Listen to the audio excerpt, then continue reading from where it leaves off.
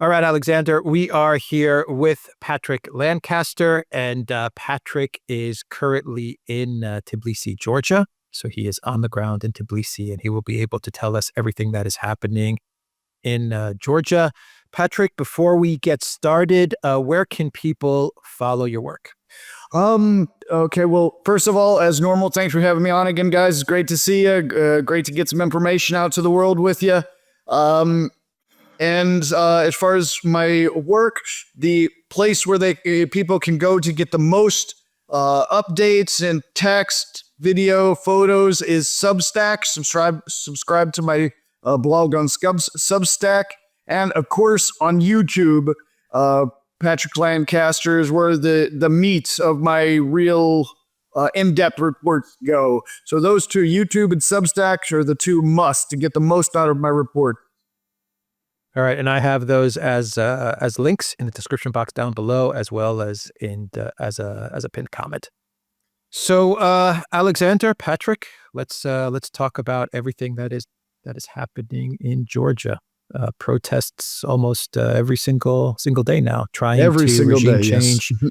Yeah, trying to regime change the Georgia Dream government with a president in Georgia, Salome Zurabichvili, who is leading the charge to regime change the government in Georgia. So, Alexander, Patrick, let's talk about Georgia. Indeed, yes. And can I just say, one of the things that I had not been aware of, because, of course, all of this started with a parliamentary election that took place a couple of weeks ago, which Georgia Dream won, apparently with 53% of the vote.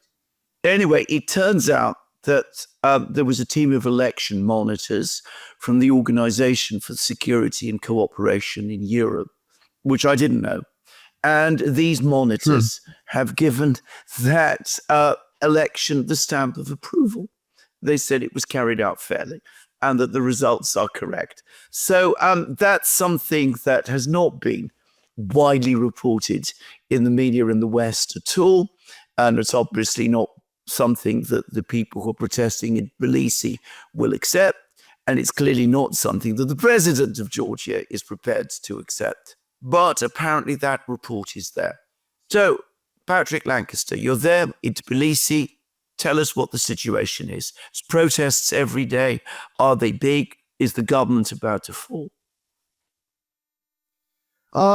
Yes, Alexander. Protests every day. I've been here in Tbilisi for 5 days. And today will be the 12th day of protests, I believe.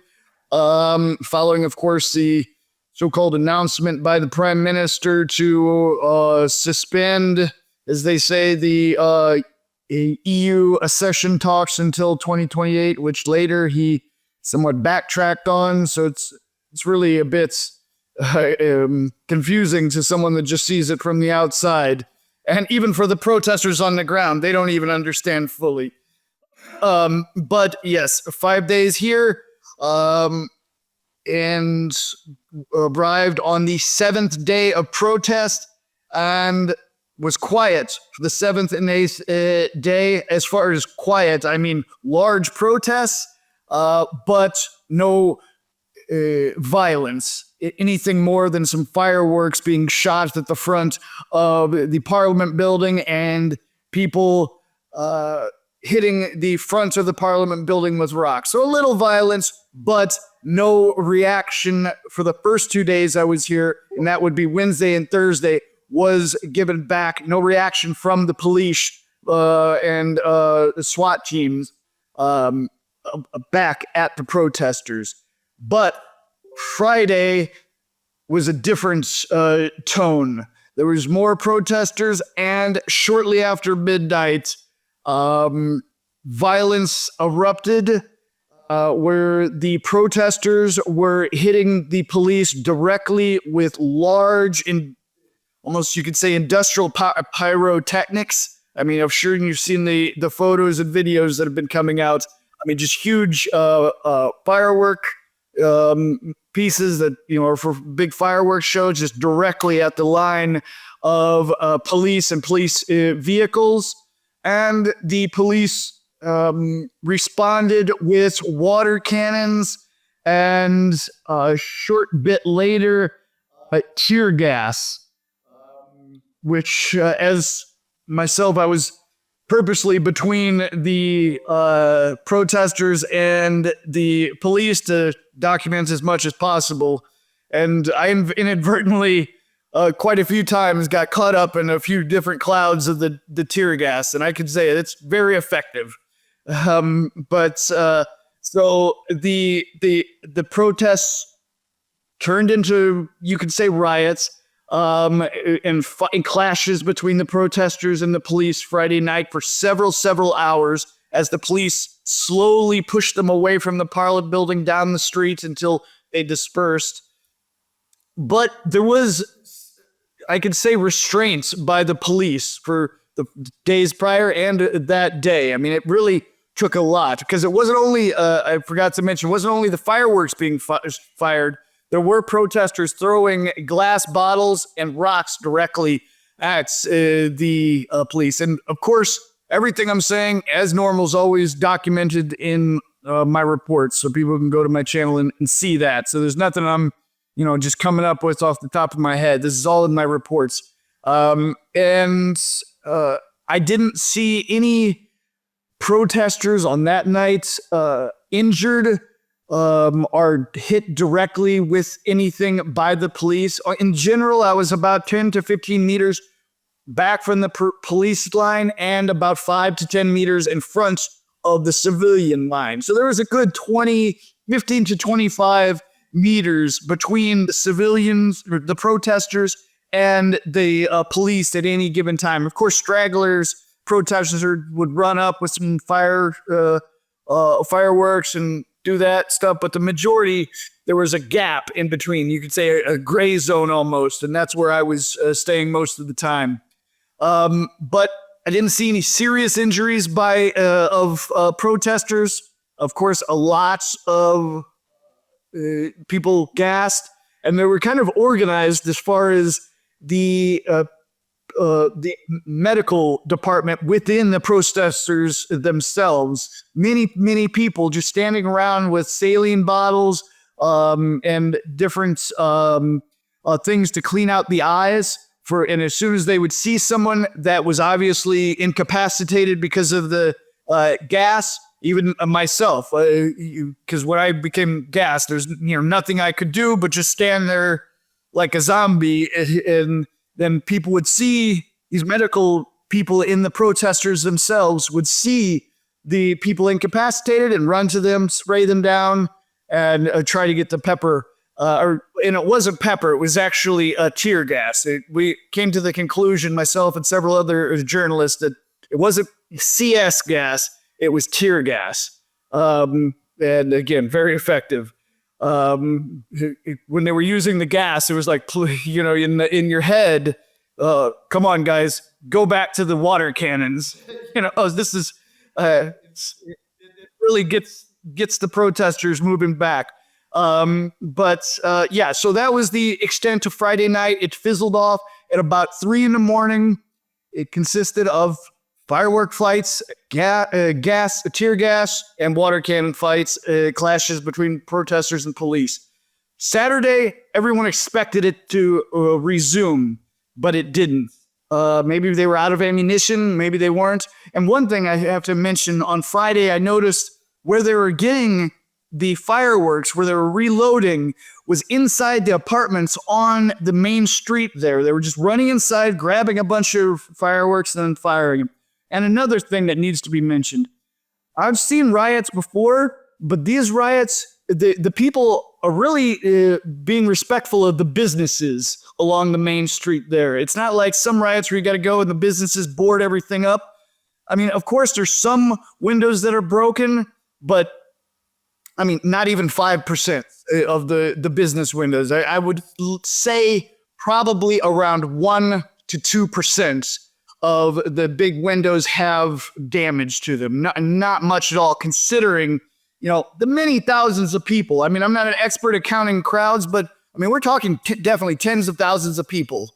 Now, that's a small percentage of even a small country of several million, but it is what it is. They've got a turnout of tens of thousands on most nights, and talking to the protesters on different nights, the overwhelming thing, and seeing the protesters through the group, young people, I would say on average, majority between 15 and 25 years old, maybe pushing 30, some of them, and all seeming to have the same opinion, very pro-European, as everyone would expect and knows, very anti-Russian, and anti-Georgian Dream Group. And another thing that needs to be mentioned, so I'm going on too much, but it's no, please. So, and there is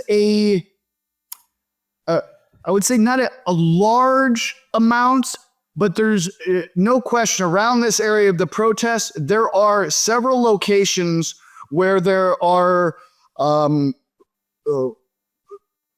extremist symbols like swastikas, the Azov Nazi symbols, and more. And that's in several areas in the protest area. So that was somewhat, I don't know, surprising, but interesting to see. And several Azov symbols, I can say, I guess, because of people coming from the Ukraine war zone, from Azov, speculation, but I don't know who did it, but the fact is, it's not in one place, it's in several places. And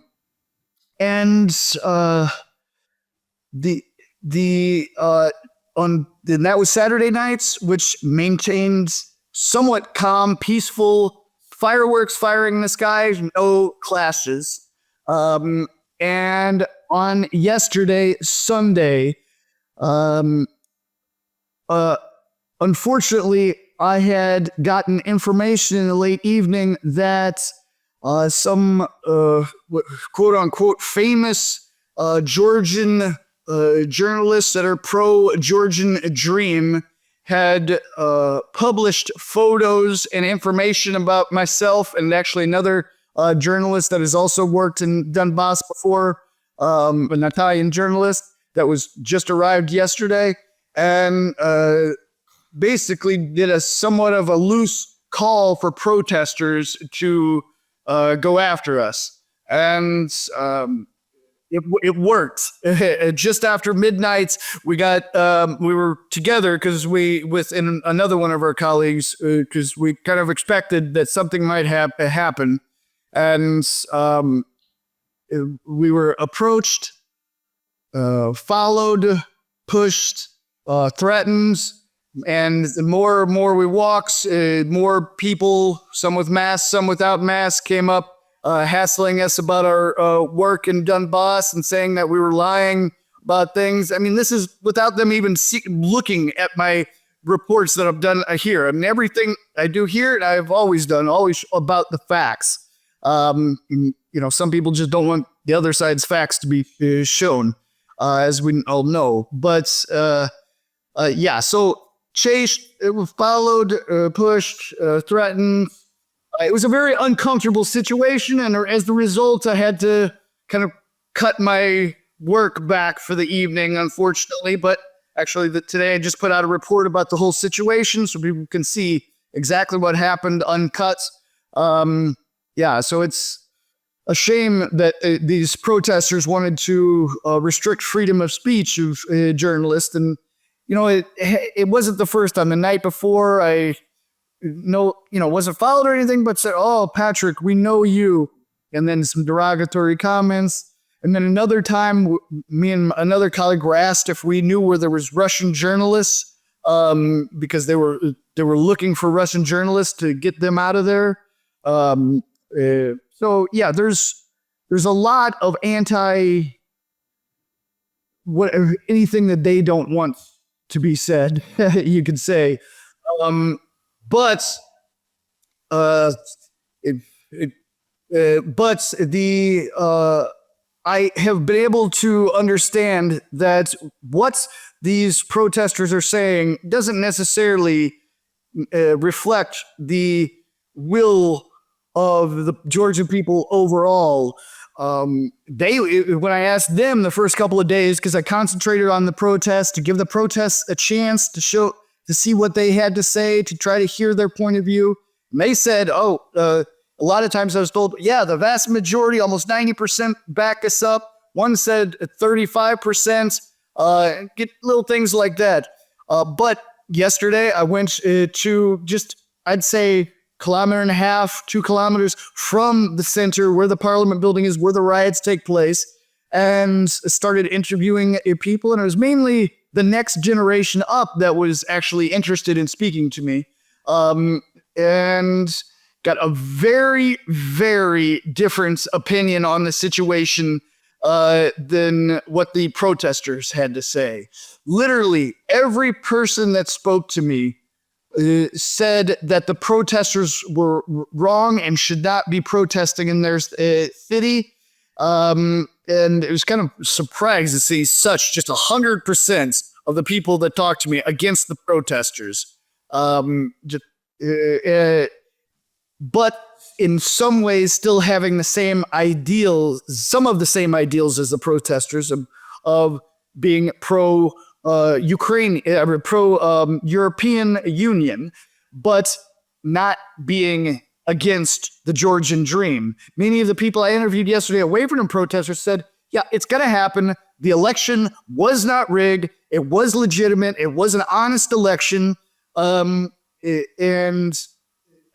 say everybody thinks that, and less than 5%, with all the answers I got, they averaged out to about 5% of the population supported the protesters. That's what they said. 100% of the people that talked said this general thing. And every single interview I made, no matter how small it was, is going to be posted, if not this evening, tomorrow on my channel, unedited, no special cuts, no nothing, just the facts. And that's, that's what it is. That's what what I've seen in the last 5 days. I think everybody should go to your channel and should watch these interviews. And I think that is extremely important because it gives an opportunity for people in Georgia, Georgians themselves, not political people, not journalists or commentators, but the sort of people that we speak to, but actual ordinary people in Georgia. I don't like the word ordinary, by the way, but anyway, I don't know what other word to use, but the everyday people of Georgia gives their opportunity to state their views. So, 2 big takes about the protests themselves, Patrick, and I'd be very interested about your comments about this. Firstly, it does strike me that your description of the violence on Friday suggests that it was organized, at least to some extent. Do you think that this, again, I'm not suggesting that we know because we don't know, but did it look to you as if there was a deliberate attempt being made to provoke the police into overreacting? I should say that as somebody who is from Greece, I've seen that done many, many times in protests in Greece. I've seen how there's usually elements within protests who deliberately go out of their way to try and provoke the police into some kind of massive overreaction that they can then use to exacerbate the situation. But I mean, was that your feeling?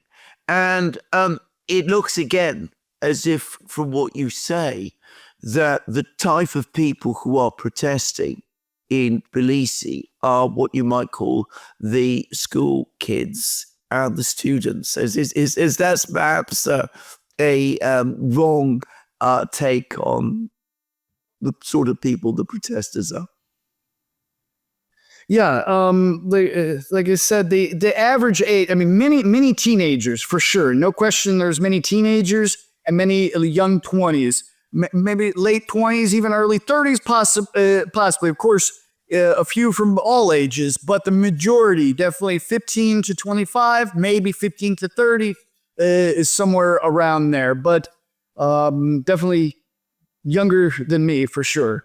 But as far as the organization and trying to get a response, I mean, I don't want to say. We can say the facts. Any intelligent person can understand what someone can maybe be trying to do or will happen when something's done. So if someone is in front, if 10,000 people, 20,000 people is in front of several lines of police chanting for many hours for over a week, and waits until the police change their uniforms to the SWAT-style protective uniforms and somewhat suggests the protesters move on, and then opens fire.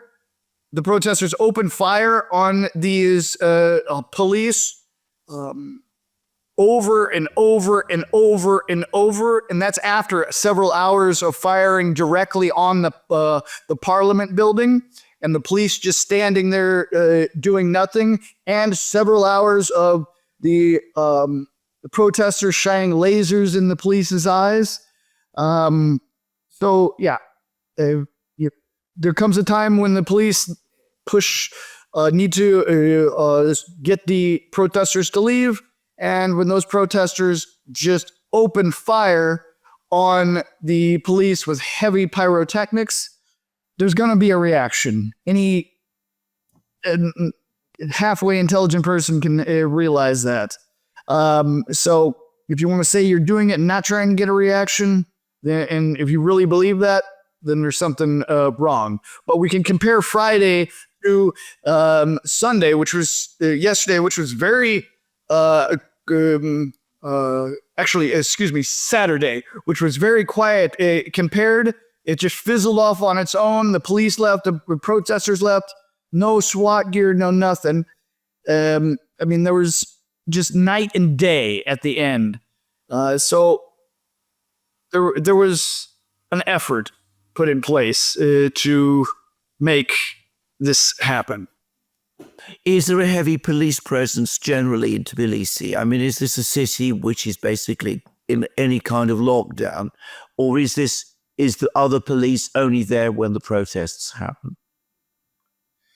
From the only place in the whole city that I have seen police is from Freedom Square, which is on one side down the street from the Parliament, and then the other square, which is down that street, and then guarding the Parliament on each side street and on the porch of the Parliament.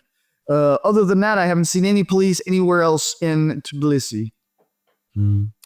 And just to be clear, very heavy police on that street, on both sides, on the location, a lot.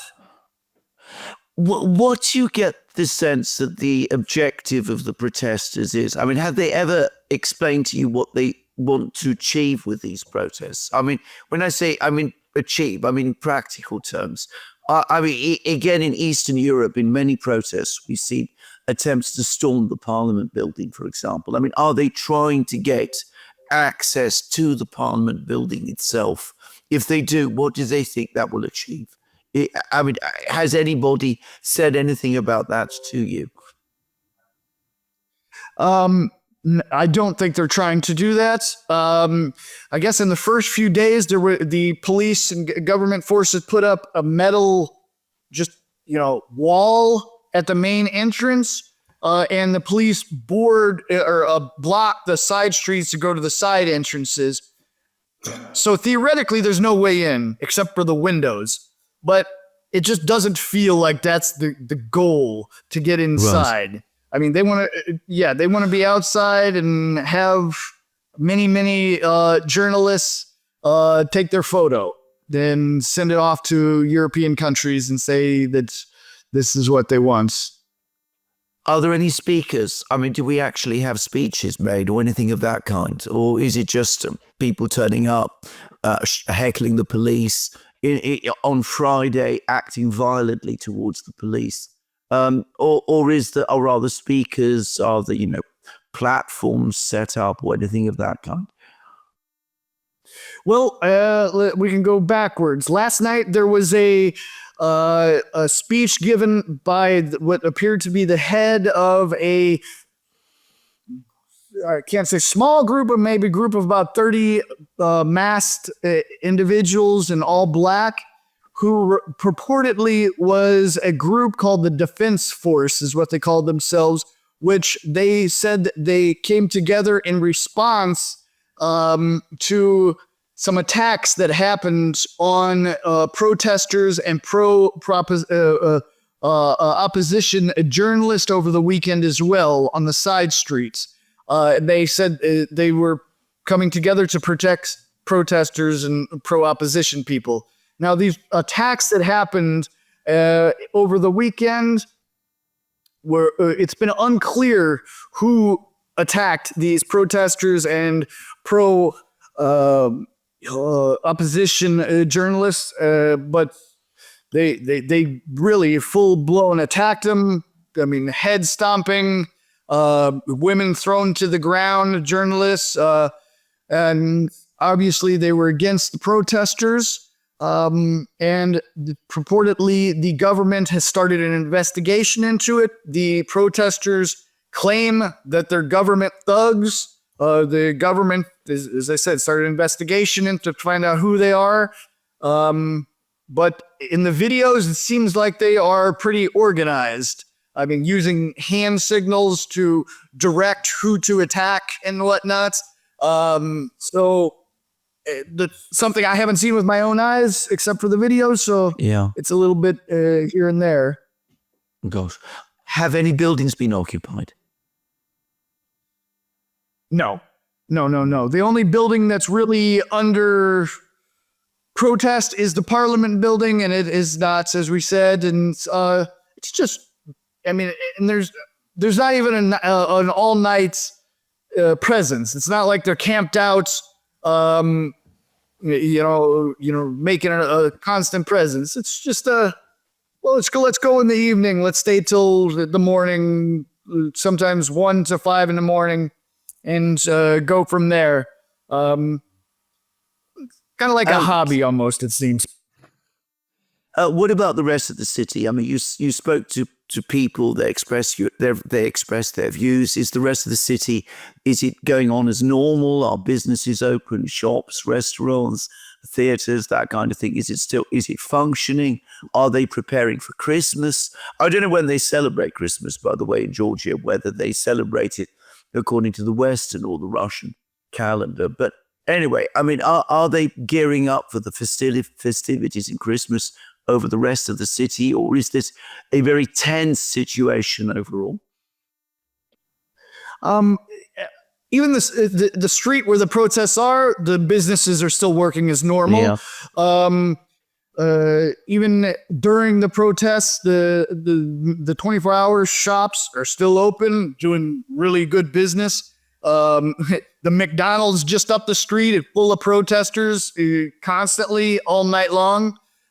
So it's not really like this, dark time, where, everything's boarding up. So no, it's totally functioning as normal, except the protesters block this street every night and try to get people to listen to what they have to say.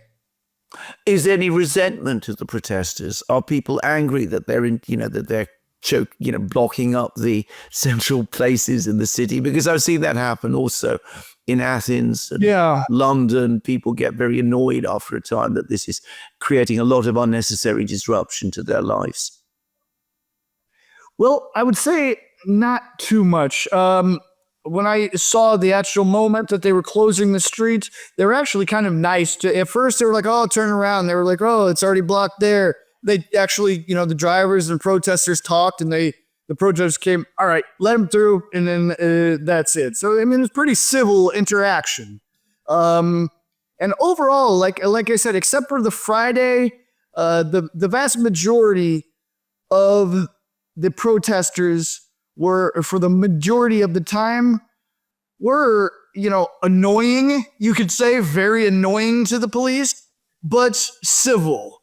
So, I don't think at any time they were much going out of their way to try to injure the police, or kill the police, just maybe get a reaction, as you said.